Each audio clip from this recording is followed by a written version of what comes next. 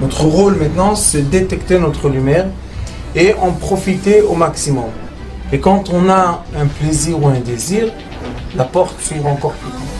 Comprenez, c'est quoi la lumière? Lumière, amour. C'est pas important qui tu es, où tu es, comment tu es. Dieu t'aime.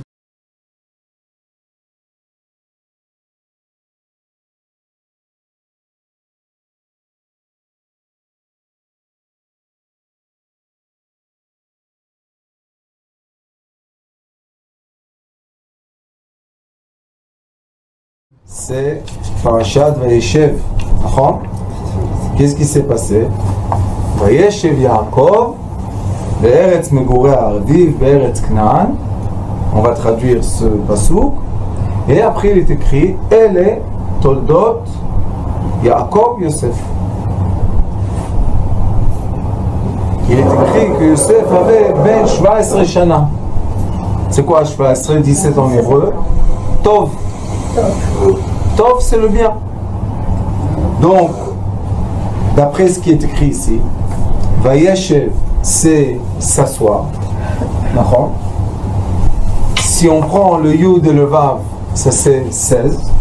Et avec 1, ça fait 17. C'est Tov. Ben 17. Vous voyez?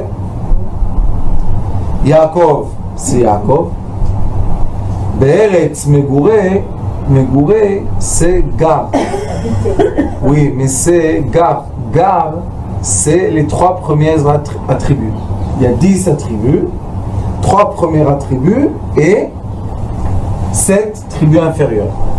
Le bien, le Tov, c'est quand une personne se connecte aux 3 attributs supérieurs dans la vie. L'enfer sur terre, l'obscurité, c'est quand la personne elle est noyée dans les 7 attributs inférieurs. Maintenant, comment on fait, comment on change le positionnement de 7 attributs inférieurs aux 3 attributs supérieurs? Ce qui est écrit ici, Yaakov, Yosef. Yaakov, c'est les enfants pas indigos. Yosef, c'est les enfants indigos. Pourquoi? Parce que le Ari Akadosh explique que Yosef, c'est un enfant qui est né d'un attirement très fort entre Yaakov et Rachel. Yehuda, c'est un enfant qui est né de Yosef et Léa. Mais Léa, qu'est-ce qu'elle a dit? Snoani. Je ne suis pas aimé. Pourquoi tu n'es pas aimé? Parce que Yaakov aimait Rachel. Mais n'empêche qu'Akadosh Baruch Hu lui a donné 6 enfants. Donc elle est aimée ou pas aimée? Le problème était que Léa a connu Yaakov et Rachel a connu Israël. Léa a fait naître les 7 attributs inférieurs et Rachel a fait naître les 3 attributs supérieurs. C'est pour ça qu'il est écrit ici Tov, Ger, Gimel Rishona, Mitov. Pourquoi Mitov?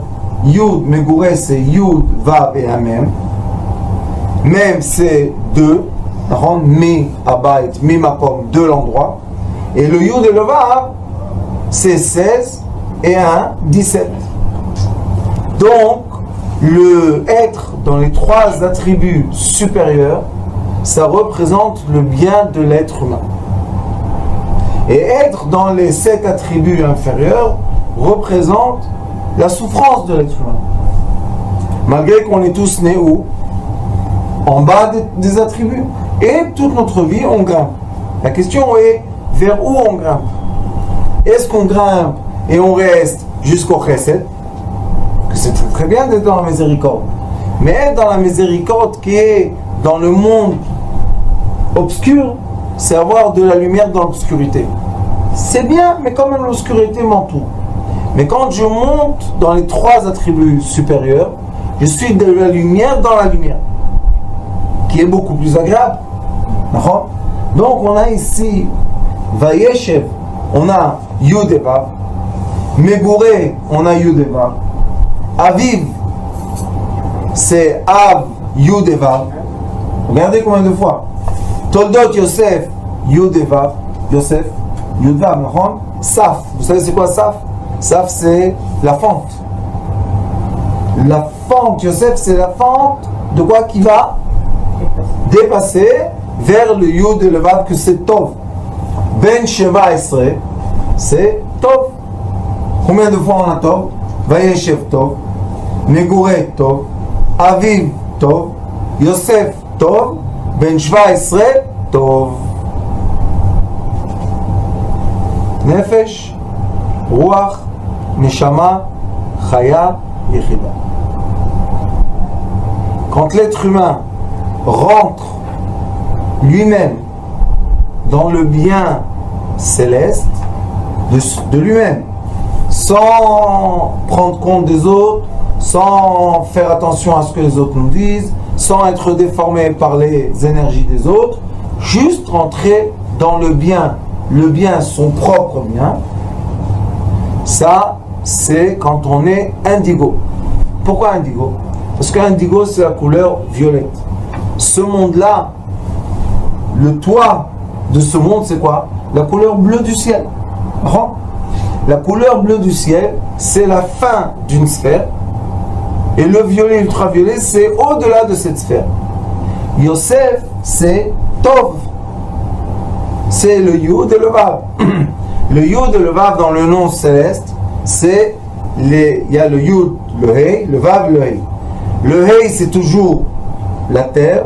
Le Yud et le Vav, c'est toujours les éclats et les encheminements célestes.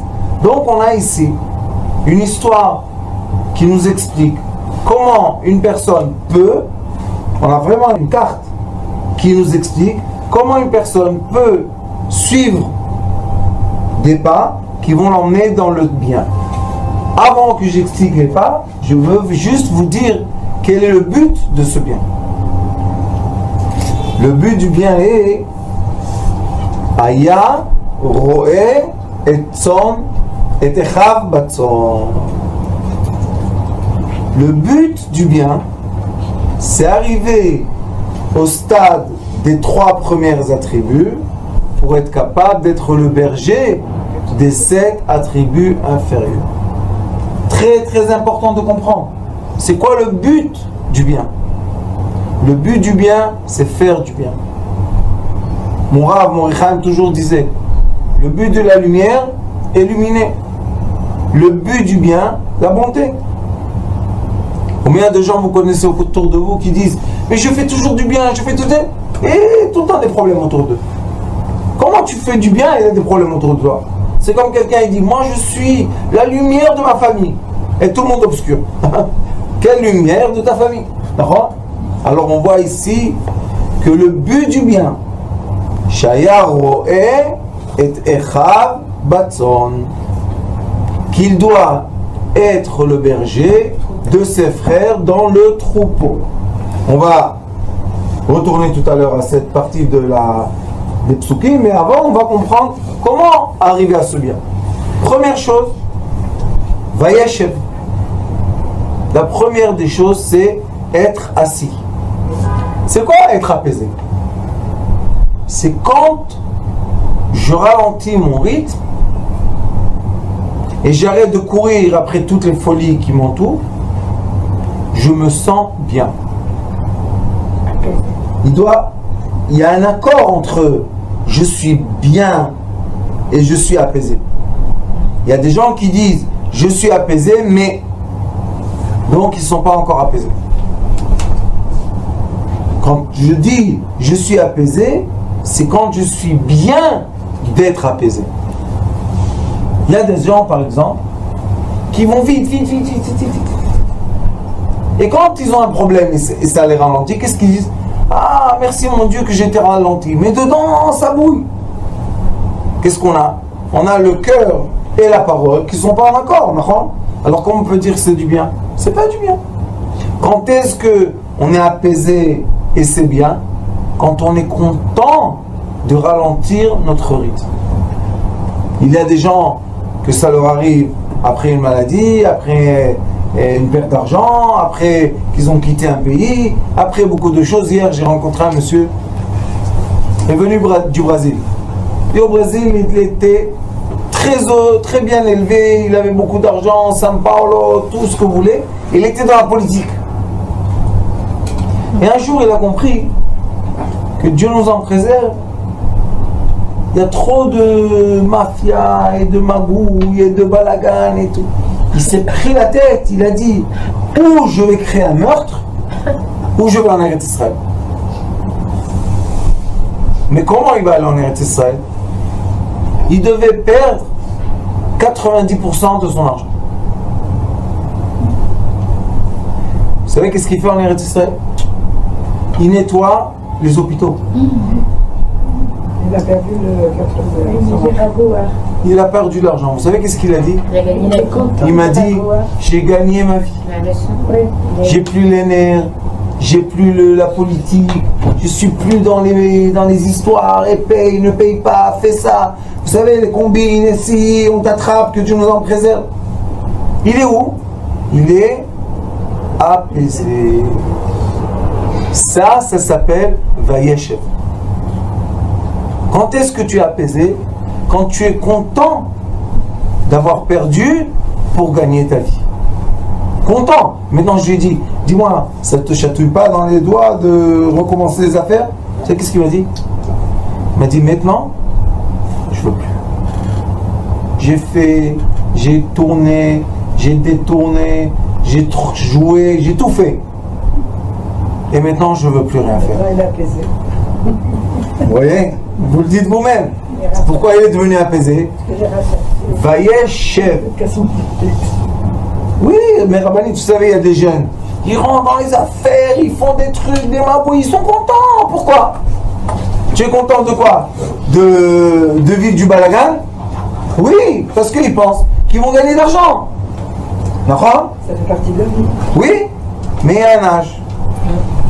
On ne veut plus recevoir 500 téléphones par jour et 400 emails et balagan. On ne veut plus. Qu'est-ce que tu veux? Sérénité. Checker. Donc, la première porte pour entrer dans les 3 attributs célestes, c'est silence interne.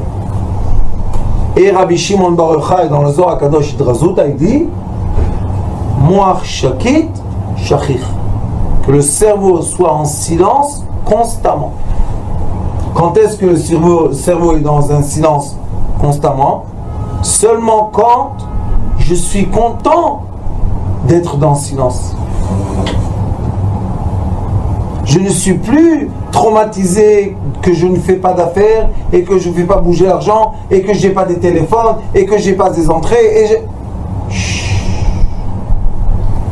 Après ça, il est écrit Be'eretz Meguré Aviv. Meguré, c'est où j'habite. Dans quelle maison? Combien de mètres carrés? Quel est le ménagement? Quelles sont les couleurs? Quelle est la pensée des autres quand je suis dans cet endroit? On veut non seulement avoir le silence interne de Vayeshev, on veut avoir aussi le silence autour de nous. Que la maison qu'on a, personne ne regarde. Qu'on se contente, un lit, une table, une menorah à la maison. C'est tout. C'est ce qu'il faut. Écoutez, hier un monsieur est venu me voir, un autre. Vous savez, les gens qui viennent du Brésil, qui font la Aliyah, il y en a plein qui viennent maintenant, mais c'est affreux leur situation. Ils viennent sans rien. Je sais pas, il y a des lois là-bas, on peut pas faire sortir, on peut faire sortir, je sais pas quoi. Ils viennent sans rien. Le monsieur, vous savez qu'est-ce qu'il m'a dit? Il m'a dit, moi, j'avais ça et ça et ça et ça et ça. Je me suis dit, oh, bon, Hachem, il est devenu un grand donateur. Il a tout laissé au Brésil. Je dis, pourquoi tu as laissé tout là-bas? Il m'a dit, parce qu'on ne peut pas faire sortir. C'est comme en Tunisie, quand on est sorti, c'est pareil. Écoutez, ce monsieur travaille dans les légumes dans un supermarché. Je dis, mais qu'est-ce que tu gagnes? Tu gagnes 3000 shekels par mois? Il me dit, allez, va. J'ai dit, mais tu as un âge, j'ai un certain âge. Il dit, oui, bientôt la retraite. Je dis, ah, c'est bien, tu as la retraite du Brésil? Il me dit, non, au Brésil, quand tu es indépendant, Inch'Allah, maman, tu n'as aucune retraite. Je dis, alors comment tu fais? Ça va? Je dis, alors comment tu fais la retraite et tu vis? Il me dit, non, la retraite en Israël, je dois travailler encore quelques années. Dans quoi tu travailles? Dans les légumes. Un homme d'affaires, il roulait l'économie, c'est un économiste et tout. Il se retrouve. Mais qu'est-ce qu'il m'a dit? J'habite. Ils ont pris une maison de 3 pièces. Lui et un copain.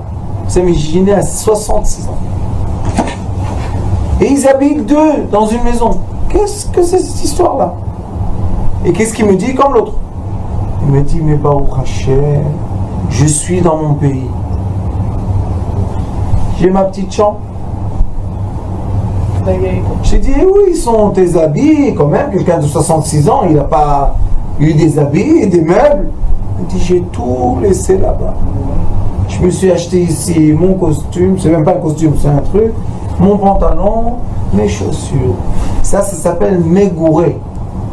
Après que la personne a atteint la sérénité interne, maintenant elle veut aussi que son environnement soit dans le rythme du calme. J'ai dit, la voiture? Il m'a dit, c'est pas la peine la voiture. Je dis, comment tu vas d'un endroit à l'autre? Il me dit, avec mes pieds et avec le bus. C'est bien, il le prend du bon côté. C'est bien. Mais comment ils prennent? Parce qu'ils sont heureux. Il me dit, j'ai plus de pression. Ça fait de soucis. La banque me téléphone plus, je dois plus vendre des actions, acheter des actions, toute la journée. Aujourd'hui avec celui-là, là, il n'arrête pas de t'attaquer. Ça s'appelle mégouré. Je peux rentrer dans les 3 attributs célestes quand la matière aussi est dans le calme. Et ça, le Rabbi Shimon Bar Yochai, dans le Zohar HaKadosh, il dit,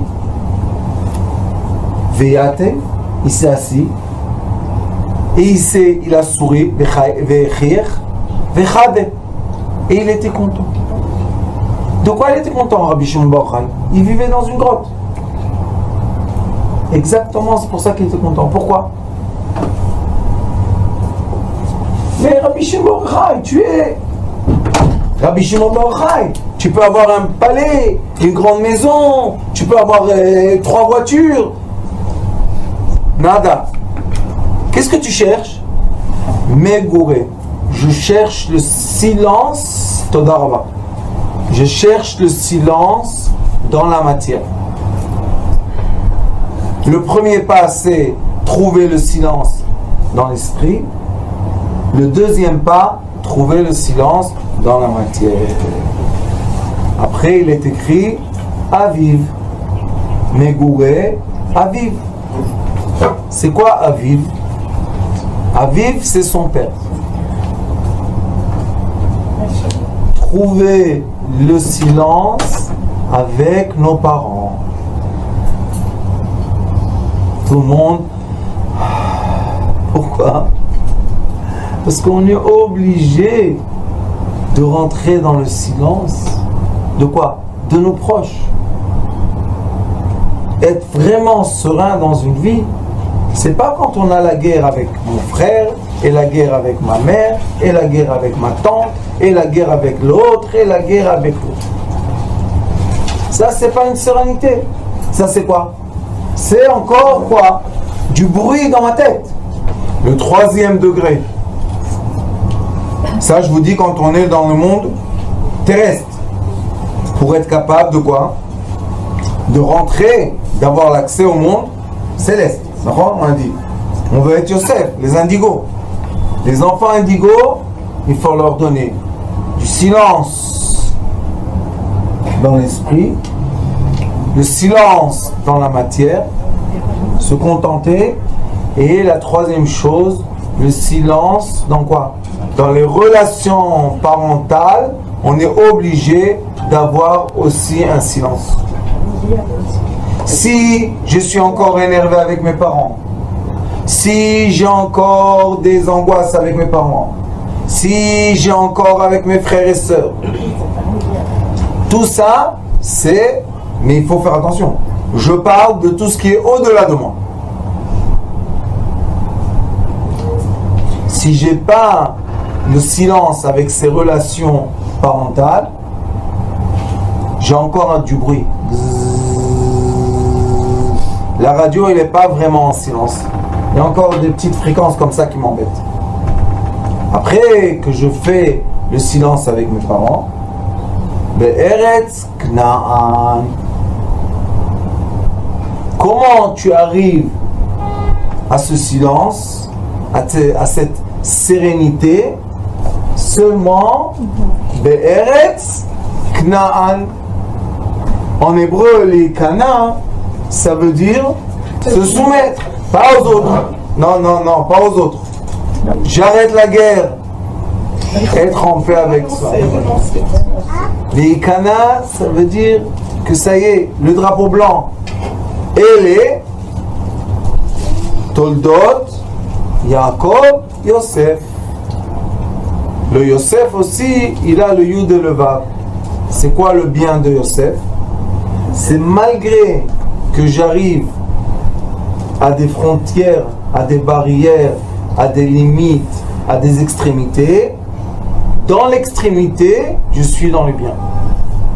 La plupart des gens, quand est-ce qu'on sait quelle est leur vraie attitude vis-à-vis de la vie? Seulement quand ils sont dans l'extrémité. Quand ils sont dans le milieu de leur vie, on ne sait pas vraiment qui est la personne. Mais quand on emmène la personne aux extrémités, d'argent, de manger, d'habitation, de famille, là, hop, sort le serpent et on voit qui est la personne. Donc on te dit, Bassaf, Yosef, c'est ça, dans les extrémités, dans les frontières, est-ce que tu es dans le bien? Si là-bas tu n'es pas dans le bien, tu ne peux pas encore arriver au bien. Alors maintenant tu vas avoir des épreuves, et il faut savoir que tout ce que je vous dis, ce sont des déroulements d'épreuves. Et un jour tu te dis, mais je suis sage, je suis bien, je suis calme. Pourquoi tout d'un coup j'ai des problèmes? Il y a un monsieur qui est venu me voir aujourd'hui, le pauvre, 80 ans. Laissez les gens tranquilles. Non, élection dans la synagogue, je sais pas quoi. Ils l'ont renvoyé, il était le président. Ils l'ont renvoyé. Quelle bêtise! Et le pauvre, après ça, le dos. Et bon, on a les docteurs super intelligents autour de nous. Il leur a dit j'ai mal au dos, ils ont mis des piqûres dans le dos. Mais lui, il avait le problème dans les reins. Ils vont pas chercher dans les reins, n'empêche que le mal des reins fait mal au dos. Ou on sent les reins dans le dos. Tout de suite, des piqûres. Mais ça sert à rien, pourquoi? Il perd du poids. Qu'est-ce qu'il a? Il ne veut pas manger. Il est handicapant. Il a la bouche sèche. Il se lève la nuit. Ça commence tout un déroulement de quoi? À cause de quoi? Parce qu'il a mal au dos. Parce qu'il a été contrarié. Parce qu'il est arrivé à une limite. Et dans la limite, on lui a fait du mal. Ça veut dire que ce monsieur n'est pas bien dans les limites. Alors je l'ai dit, il faut s'éloigner de la limite. Ne vous battez pas pour être le président. Et c'est pas la peine. Mettez-vous dans votre petit coin. Le vrai président, c'est prendre le Teilim et parler avec Akadosh Baruch Hu. On n'a pas besoin ni la clé de la synagogue, ni la Kupat Zaka. On a deux chiens. Quand dans les limites, on voit qu'on arrive à passer des épreuves de limites serein, c'est encore un top. Encore un bien.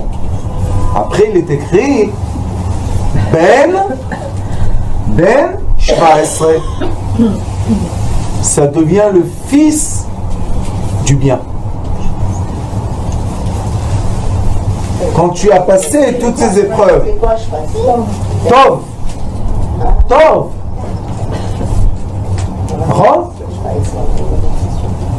c'est quoi 17? C'est Tov.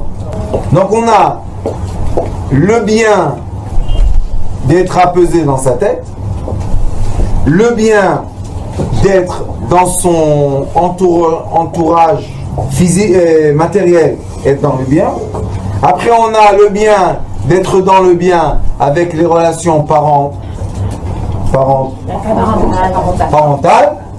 Après on a le bien dans les limites. Et si on a passé tout ça, on s'appelle le fils du bien.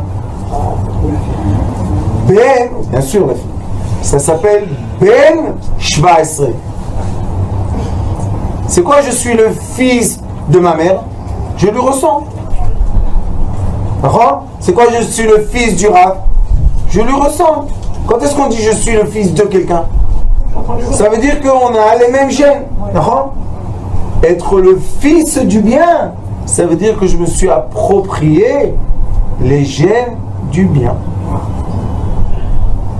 Et ça, c'est Ben Shva Esre Shana. Je me suis approprié le bien. Maintenant, le mal ne m'intéresse plus. On n'est plus en famille avec lui. C'est Ben Shva Esre Shana. Après, il y a le but. Pourquoi tu dois devenir le fils du bien? À quoi ça sert? Ça y est, pour moi, j'ai passé les épreuves mentales, j'ai passé les épreuves sentimentales, j'ai passé les épreuves matérielles, j'ai passé les épreuves dans les extrémités. Ça y est. Maintenant, je suis devenu le fils du bien. Le fils, l'enfant indigo. Je suis devenu enfant indigo. C'est quoi enfant indigo? Ceux qui sont connectés aux trois attributs célestes. Megouré. Je viens de... Pourquoi tout ça? Alors quand on devient Ben Shva Esre, on devient indigo. On devient l'enfant du bien. Et ça a un rapport avec indigo. Oui, parce que les enfants du bien, c'est les enfants indigo. Eux, quand on leur parle à eux-mêmes, ils sont bien. Nous, on essaie de les déformer. On essaie de déformer leurs pensées, leurs sentiments, leur matière, les épreuves dans lesquelles on les met. Mais si on a réussi à chaque épreuve mentale, sentimentale, matérielle et extrême, trouver le bien, positiver tout le temps, ça veut dire qu'on est devenu les enfants du bien. Est-ce qu'il y a une transmission qui se fait par rapport à ça? Regardez qu'est-ce qui se passe. Une grande question se pose. Ce que je vous dis, c'est une question philosophique, je crois que du début des temps. Pourquoi être bien? Si, à quoi ça sert? Bien avec soi-même. Pourquoi je pense? On est bien avec soi-même, on est bien avec les autres. Ben oui. Je pense, ça fait partie. Pour trouver la sérénité. Oui, mais être apaisé, c'est beaucoup plus agréable qu'être en folie. Il faut être, je veux vous dire que toutes les petites dames, du coup, vous êtes des grandes vedettes dans le monde, hein. On m'arrête. Alors monsieur, le cours des petites dames. J'aurais dit oui, mes petites dames, hein. On est à l'aéroport, on m'a arrêté. Monsieur, le cours des petites dames. Je dis oui, bien sûr. Les dames qui sont dans le cours. Et vous avez m'ont dit combien elles sont? Je leur dis combien vous pensez? 100, 150? Je leur dis oui, 20, 10. Et me dit, et des cours comme ça? Je leur dis oui, elles viennent avec le bien. Mais Atminao, c'est quoi Hanouka? Une petite lumière illumine beaucoup d'obscurité. On n'a pas besoin d'être 500. Donc c'est ça le but. Le but c'est D'éclairer. être une lumière. Pour être une lumière, je suis obligé de me sentir bien. Malgré que la vie me brûle. Vous comprenez ce que je dis? Malgré que ceux qui regardent de dehors, qu'est-ce qu'ils disent? Le pauvre celui-là, qu'est-ce qui peut passer dans sa vie? Mais lui, intérieurement, qu'est-ce qu'il a?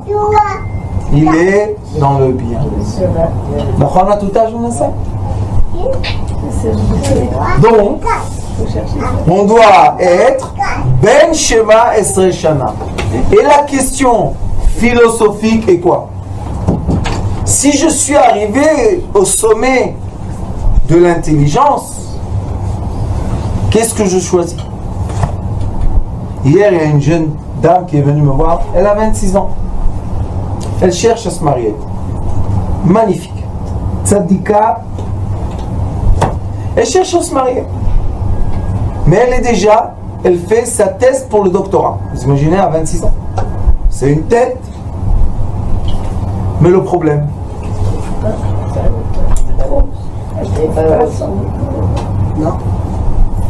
solitude qui critique les autres.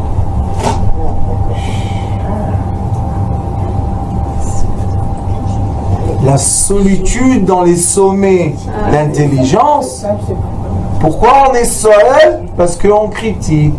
Et pourquoi on critique? Parce qu'on est très intelligent. Lui, il n'est pas assez intellectuel. Et lui, il n'est pas assez beau. Et lui, il n'est pas assez propre. Et on se permet, puisqu'on est... Mais là, on étudie dans la paracha. Non. Comment on atteint le sommet?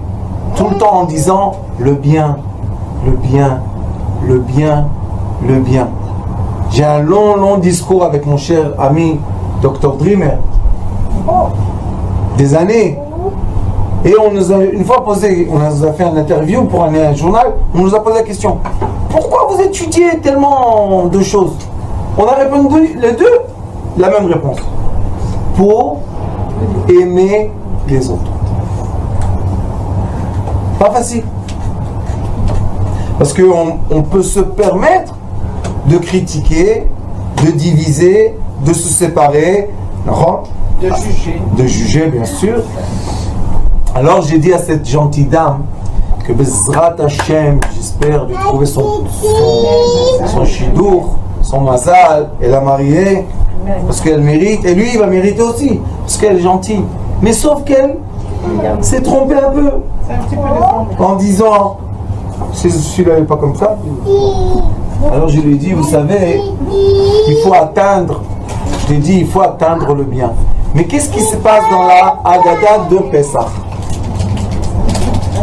Dans la Haggadah de Pessah, on a 4 enfants. Les 2 premiers, c'est le sage, pas le tzaddik. Chacham, c'est un sage. Et le méchant. Vous savez comment la Haggadah, elle parle avec eux? Eux, ils posent une question et la Haggadah, elle leur répond: Ve'af ata.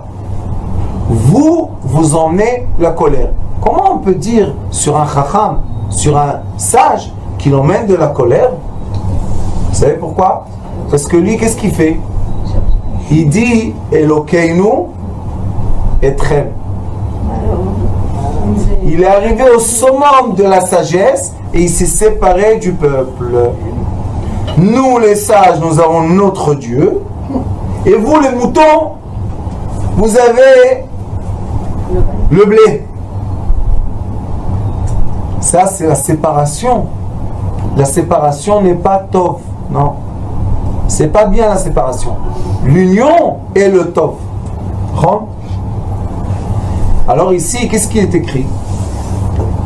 Quand il est arrivé à devenir le fils du bien, Yosef, il est arrivé à quoi? Ben Shva Esrei, le fils du tov, du bien. Aya ro'eh et echav batzon. Qu'est-ce qu'il est parti faire? Il est parti diriger ou regrouper. Ro'eh, c'est un berger. Qu'est-ce qu'il fait le berger? Il regroupe les moutons. Ses frères, il est écrit, et Echav Batzon. Tes frères sont dans le troupeau des moutons. Ça veut dire que quand tu es arrivé dans le sommet du bien, tu dois retourner ta tête vers qui? Vers tes frères qui sont encore dans le degré de mouton. Et le degré de mouton, c'est pas être humain, c'est encore être animal. Et c'est pour ça qu'il est écrit Roé, c'est Ra'a. Le mal. C'est les mêmes lettres. Resh Ain E, Resh Ain E. Ça veut dire que de ta position de bien, tu peux les voir comme le mal, Chas v'Shalom. Malgré que tu les vois, Aya Roé Ra'a, tu vois dans le mal, et Echav, ce sont tes frères. Où sont mes frères? Dans le troupeau. Où on revoit ça se répète ce que je vous dis. Il est écrit Ve'ahavta, tu dois aimer. Les Re'acha. C'est quoi Re'acha? Ra. Tu dois aimer ton mal comme toi. C'est bizarre, non? Aimer son mal comme soi-même. Mais si tu es arrivé au degré d'amour, au degré du bien, pour toi, il n'y a plus de mal et de bien. Et ça, c'est un des signes pour l'être humain de savoir qu'il a atteint le sommet de quoi? Des trois attributs célestes qui sont la lumière pure. Seulement que quand tu es là-bas, tu es positionné, tu vois ni le mal, ni le bien. Qu'est-ce que tu vois? Tes frères. Et pourquoi on doit dire le mot frère? Parce que les frères, c'est un lien de sang qu'on n'a pas choisi. D'accord? Les amis, on peut choisir. L'emploi, on peut choisir. Mais les frères, on ne peut pas choisir. Et des fois, on est tellement différents de nos frères que ça nous emmène quoi? La machloket. Ça emmène le feu. Ça emmène la dispute. Aujourd'hui, j'ai un petit indigo qui est venu me voir. Un matok, un sucre. 9 ans.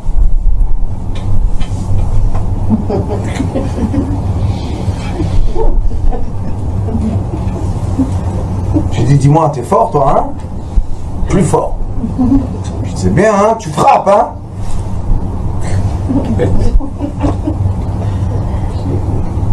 Mais quand on parle avec les indigos, au langage indigo, ça s'adoucit. Oui, ça aussi. Vous savez ce que je lui ai dit? Dis-moi, quand est-ce qu'une personne sait qu'elle est vraiment forte?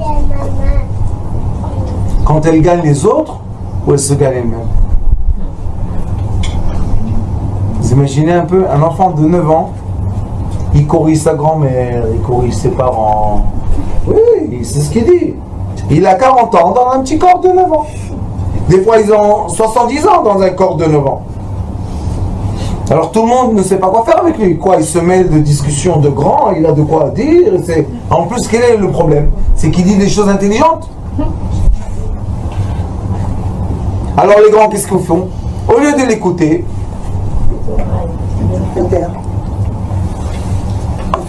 insolent. Pourquoi tu me réponds? Ah, pourquoi tu as posé une question? Tu veux pas une réponse? Ne me réponds pas, hein? Alors ne pose pas de questions. Alors je lui ai dit, mon fils, tu vas aller faire du judo, tu vas être champion olympique, et toi, tu vas faire 2 semaines d'un travail. Il me dit, quel travail? Je lui ai dit, chaque fois que tu veux t'énerver, tu vas te gagner toi-même. Chaque fois que tu veux répondre, tu vas te taire. Je dis, pourquoi? Je lui dis, pour que tu saches, les vraies forces, c'est quoi? C'est pas contre les autres. Facile.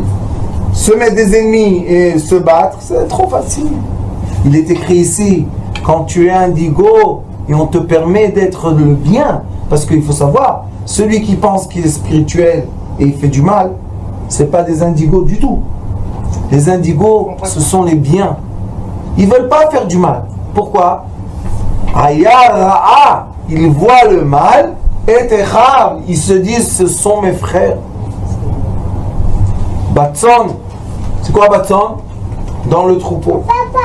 Le troupeau en araméen ça s'appelle Be'irin. C'est un troupeau, Be'irin. Le Be'irin, c'est les ignorants. L'ignorance, vous savez qu'est-ce que c'est? L'ignorance, c'est la souffrance et la maladie. Plus on est ignorant, plus on va souffrir, plus on va être malade. C'est pour ça qu'il faut toujours chercher à savoir.